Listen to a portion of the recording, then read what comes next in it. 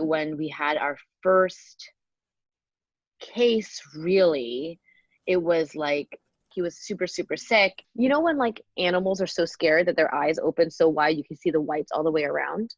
It was like he had that look on his face, and he had a mask on, and he was breathing at like 60 breaths a minute. It was like he was drowning and he couldn't get enough air in. And as we like wheeled him into the room, he's just like, he's like, it's like he's panicking. He's like gasping through this mask. It was the scariest situation. My hands were shaking like a leaf. Like, I was doing procedures that I do all the time, and I was shaking so much that I almost like poked myself with the needle. Resuscitations in the ER are a really communal affair. It feels kind of like you're conducting an orchestra. You're like, do this, do this, do this, and things happen. When it's smooth, it's actually a really beautiful thing. Resuscitating in like COVID era is none of those things. It's, you have as few people in the room as you possibly can. Everyone is like, like fogged up goggles trying to like move things around. And it just feels like you are on a deserted island of death. It's like quiet. The ER is never quiet. And all you can hear is just like coughing and beeping everywhere. All of the stretchers are like full. Anytime a patient came in, an ambulance would come in, lights and sirens, they would be fully dressed, and we would run the patient from the doors to our isolation room.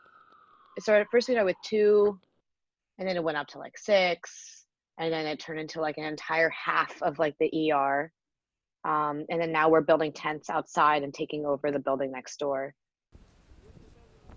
Before going in, the anticipation is awful. If it overwhelmed like the entire health system, the volume of people who are coming in and the volume of people who are sick, it's just like a lot more than I imagined. Everyone is wearing a mask, including all the patients, all the doctors, all the nurses, everyone.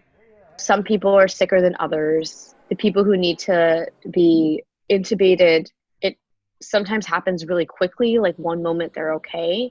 The next moment, like oxygen saturation is dropping and you're like rushing to do a procedure, but you're also just scared because the infection rate in healthcare workers is really high. You take the time to like put on all of your gear and make sure that everything is sealed. And at the same time, while you're trying to get everything on so you can protect yourself, the patient's like gasping in the other room. And so you're like frantically pulling things on, but you like feel this urgency, like you have to get in there, but you know that if you go too fast, like you're endangering yourself. Maybe 4 hours into the shift, I was like, I need to drink water and coffee, otherwise I'm not going to get through 12 hours of this. And so I like took off all my gear to like hydrate.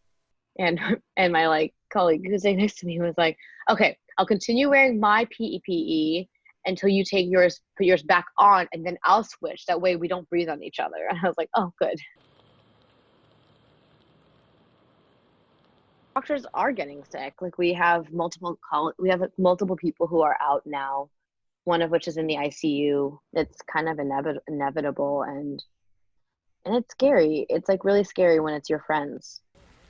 The mood in the ER is just really somber. I think anyone who says it's not really affecting them is like a liar. Like I've seen like colleagues who are like really experienced and like, like grizzled veterans, and they are crying. And I cry like almost every day.